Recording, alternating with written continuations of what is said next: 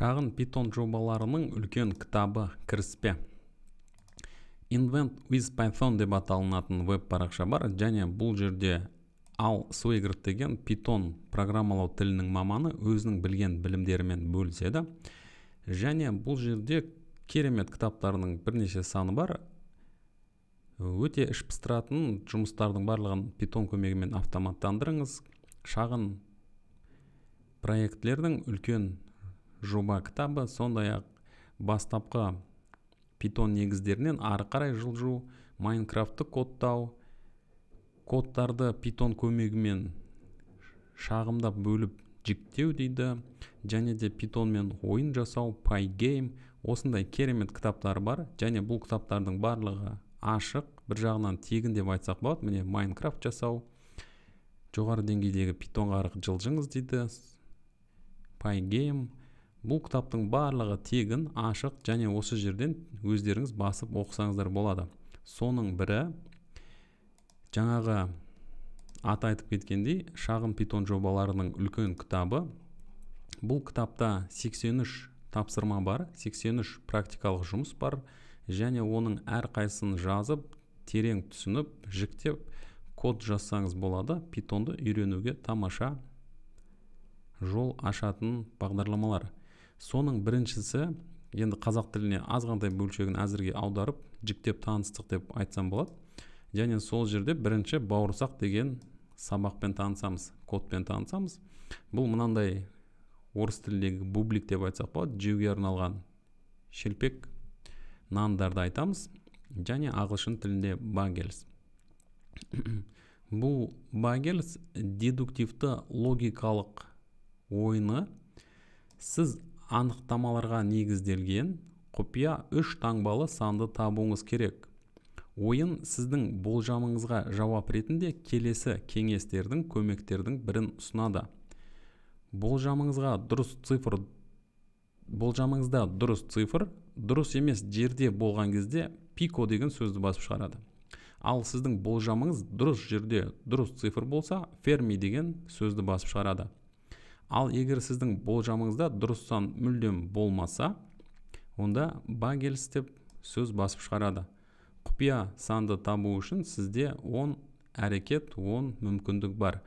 Енді мына жерде қазақ тіліне аударған дұрыстау нұсқасы бар сияқты, оны жүктеп үлгермеген сияқтымын. Олай болса, осы багельс бауырсақ ойынын қазір мен іске қосайын, және оны өзіміз бірден көрейік. Мына жерде міне багельстің түп нұсқа кодын жүктеп алдым, және түп нұсқа кодтарды тағы да осы жерден жүктеп алуға болады. Мына жерде берілген. Одан кейін ойынды іске қосып, қалай ойнайтынын көрейік. Міне мен іске қосамын. Мен қандай да бір санды ойладым дейді. Сіздің табуға 10 мүмкіндігіңіз бар. Мысал ретінде secret number, жаңа құпия сан бізде жасырын сан 248 болса, және сіздің ойлаған, сіздің жоспарлаған саныңыз 843 болатын болса, бұл жерде мынандай болатын еді. Ферми, пико деген сөз шығады. Себебі бір сан тура орнында тұр. Ол бізде қайсы сан?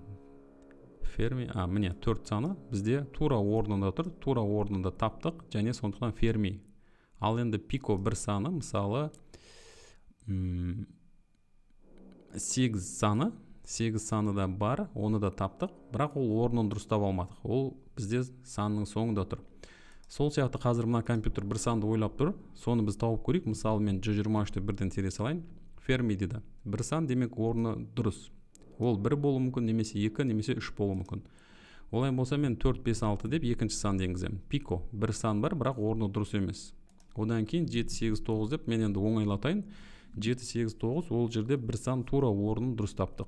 Енді мысалы 1, 2, 3-тің біреуі бар дейік, 3, содан кейін пико 5, 6, мысалы 9, 6, 3 деп теріп көрейін. Пико.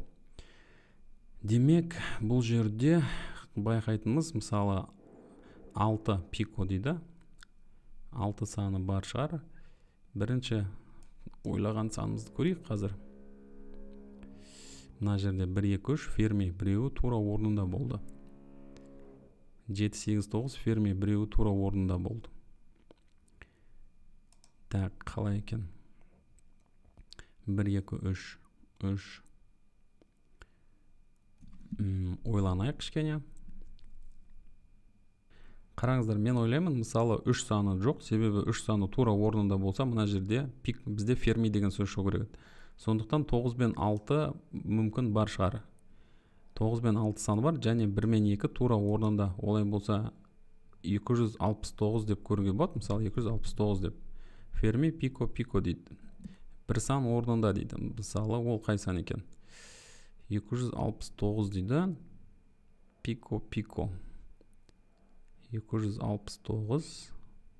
Олай болса, мына жерде бір сан тура орнында. Ферми 7 8 9. 9 мысалы соңғы сан шығар. Олай болса 629-ды көруге болады. Тамаша, сіз таптыңыз дейді. 620 сан табылды, және сіз тағы ойнағыңыз келе ме? Тағы бір рет ойнап көрейік. Сізде мысалы, мен енді 1 2 3 деп бұл жерде кішкене оңайлатып жатырмын. 1 2 3 санын тердім. Мұнда жасырылған санда ол мүлдем жоқ екен. Енді 4 5 6 пико бір сан бар, 7 8 9, пико 2 саны бар. Олай болса 965 деп теріп көрсем болады. 2 сан орнында болды, нақты орнында болды. 965, мына жерде пико, олай болса 964-ті көрсем болады. Ферми 960-ті көрейін. Ферми 2 сан орнында. 967 жоқ. Ойланамыз. 960, демек 0 саны жоқ. 96 мысалы орнында болса, 4 саны ферми 2 сан орнында, бірақ жоқ. Ферми 96, пико 960 багельс 4 5 6 7 8 967 деген санды көрейік. Таптық. Енді осылай ойынды ойнауға болады. Ойнағаныңызға рахмет дейді. Осы ойынды енді өзіміз питонды жазып көрейік. Ол үшін қалай жасаймыз? Біз бірінші бауырсақ деген модуль файлды жасайық. Py қосымшасы бар, бауырсақ. Және осы жерде код жазуға кірісеміз. Олай болса бастайық. Бірінші бізде қалай? Ең бірінші қарапайым main негізгі функциясын анықтап алайық. Және бұл функцияда қарапайым бауырсақ ойынына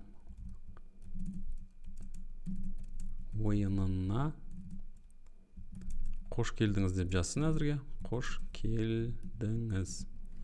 Және осы main функцияны тек Python интерпретаторынан тікелей қосқан кезде шығатын қылып жасайық. Олай болса if бізде name mainға тең болса, демек тек осы ойынды тек осы жерде интерпретатормен немесе осы модульді қосқан кезде іске асу үшін main функциясын шақырып қоямыз. Және бізде енді бірден басып шығарсақ болады. Қазір бауырсақ ойынына қош келдіңіз деп жазады.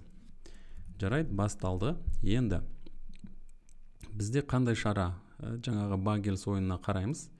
Бұл жерде ойын іске қосылған кезде көрейік қазір қалай іске асатын. Міне, ойын іске қосылған кезде сіздің сандарды енгізуге мүмкіндік болу керек, және оны жасырылған санмен салыстырамыз.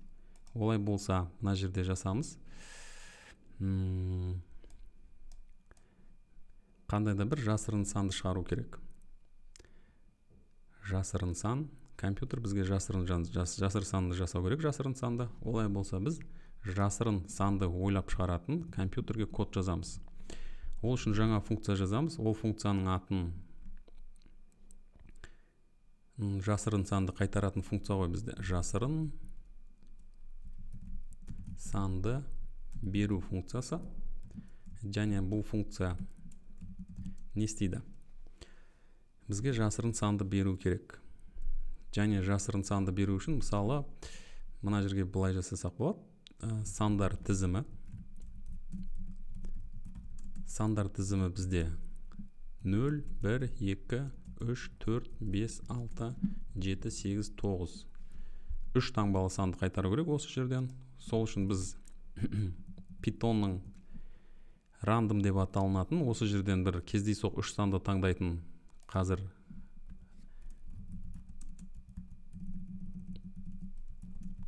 модулін жүктейміз. Import random. Және random модулі туралы кішкене мына жерде ChatGPT-дан кеп сұрасақ болады. Енді ChatGPT менде қазір жабық екен. ChatGPT немесе былай сұрасақ болады.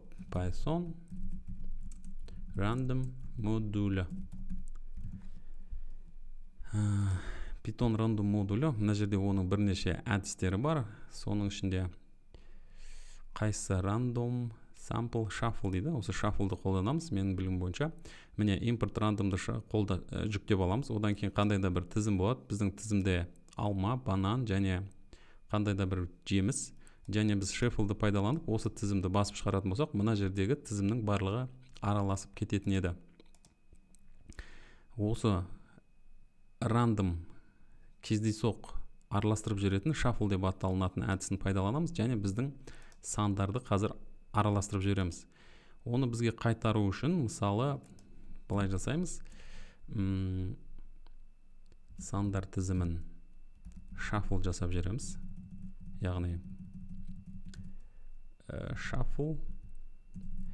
Енді random'ды жүктеп алдық. Одан кейін random shuffle әдісі. Біз сандар тізімін араластырып жібереміз. Және for дейміз. Мысалы, циклын пайдаламыз. For I in range. Бізге мысалы 3 сан керек. Себебі бізде 3 таңбалы санды табуымыз керек. For I in range 3. Одан кейін тізімді шатастырып араластырып жібердік. Одан кейін мына жерде кездейсоқ сандар тізімін жасайық. Кездейсоқ сандар.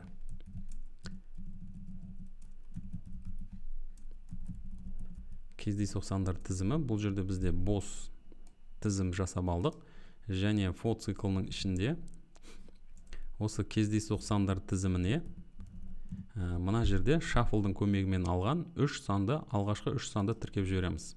Append, міне I сандар тізімін араластырдық. Одан кейін оның ішінен 3 санды for циклының көмегімен алып алдық және оны кездейсоқ сандар тізіміне қосып жібердік. Одан кейін return кездейсоқ сандар тізімі дейміз және бізде кездейсоқ сандардың тізімі қазір қайтарылады. Қараңыз, бауырсақ ойынына қош келдіңіз. Одан кейін біз жасырын сан, компьютер беретін жасырын сан деген айнымалы жасаймыз. Және жасырын санды беру функциясын шақырамыз.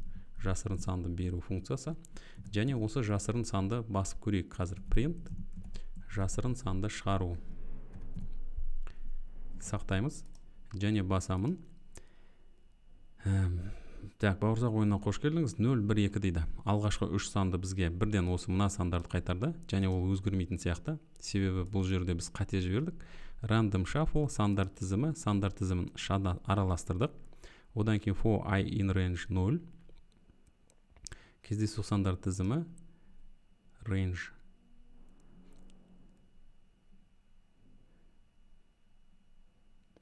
Түсінікті. Бұл жерде біз қосатын, яғни кездейсоқ сандар тізіміне тіркейтін санымыз. Бұл жерде сандар тізімінің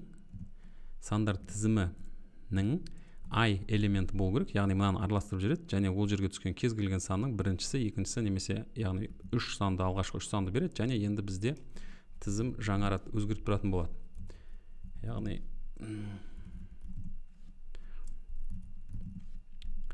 басамын. Міне 0, 5, 9, 2, 3, 1 әртүрлі сандар тізімін қазір кездейсоқ түрде бізге шығарып қайтарып жатыр.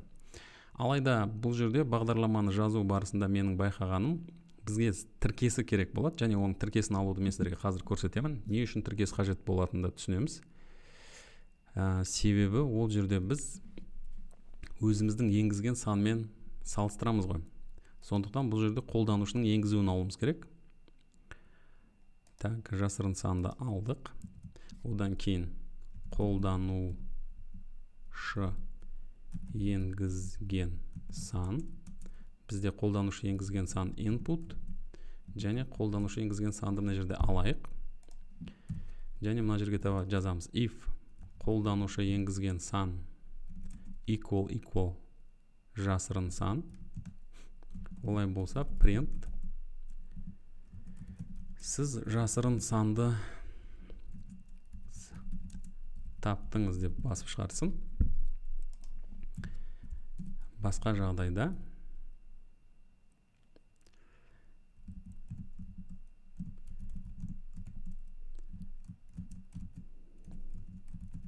сіз жасырын санды таба алмадыңыз деп жазып шығарсын. Енді қараңыз, біздің енгізген санымыз қазір тіркес ретінде түседі, себебі инпуттың барлығы ол тіркес болатын түсінікті. Ал тіркес пен тізімді салыстыру мүмкін емес, себебі олар екі түрлі дерек типі. Сондықтан мына жерде біз сандар тізімді қайтармаймыз, біз тіркесті қайтаратын қылып жасауымыз керек. Оны қалай жасаймыз? Кездейсоқ сандар тізімі бізде бар, бірақ бізге керегі кездейсоқ сандар тіркесі. Олай болса жазайық. Кездейсоқ сандар тіркесі. Және кездейсоқ сандар тіркесі бізде әзірге бос болсын. Одан кейін мына жерде кездейсоқ сандар тіркесі тізімдегі әрбір санды аламыз. Так, мына жерде бізде I in range 3. Одан кейін кездейсоқ сандар тізімі былай жасап жіберсек болады. Мысалы, кездейсоқ сандар тіркесі бізде плюс тең. Одан кейін стрингке айналдырып жібереміз. Бұл жерде сандар тізімі, соның ішіндегі айыншы элементті аламыз, кездейсоқ сандар тіркесіне қайтарамыз. Және біз кездейсоқ сандар тізімі емес, кездейсоқ сандар тіркесін қайтарамыз. Кездейсоқ сандар тіркесі. Мынау бізге қажет емес болып қалды. Тізім сақтаймын. Одан кейін қазір тазалайын, басып шығарайын. Міне бізде енді қазір тіркес қайтуда. Бауырсақ ойынына қош келдіңіз. Бізде мысалы 130, мен қазір 130 деп теретін болсам, сіз жасырын санды таптыңыз дейді. Ал егер 564 дейтін болсам, сіз жасырынды таба алмадыңыз дейді. Себебі бұл жерде шартты амалдар тұр. Және біздің енгізген мәнімізді салыстырып осы амалды басып шығарды. Енді түсінікті, бұл жерде санды егер шынымен жасырын болатын болса, оны табу өте күрделі болады. Мына жерде басып шығарғаннан кейін мен оны басып көріп тұрмын, сондықтан енгізіп және салыстыру жасап, бұл жерде санның дұрыс немесе қате шыққанын бірден анықтап жатырмыз. Ал енді қалай жасаймыз? Бізде жасырын санды алдық, жасырын санды басып шығардық, одан кейін қолданушы енгізген сан, input, қолданушы енгізген сан, input енгізіледі, одан кейін екеуі салыстырылады. Біз қазір екі таңба үшін жасайық, және жоқ, тіпті бір таңба үшін де жасасақ болады. Мысалы, мына жерде бір ғана таңбаны аламыз. Және қараңыздар, бізде кездейсоқ бір ғана сан қазір қайтады. 1 дейді, мысалы 8. Және бағдарламаны іске қосып, осы санды табуға тырысып көрейік. Менде қазір достар кішкене компьютер қатты зависать етіп қалды. Себебі мен таңертеңнен бері көп бағдарламалар тексеріп жұмыс жасап жүрдім. Сіздер осы жерге дейін түсінсеңіздер, онда ары қарай жалғастырамыз. Сондықтан келесі сабақта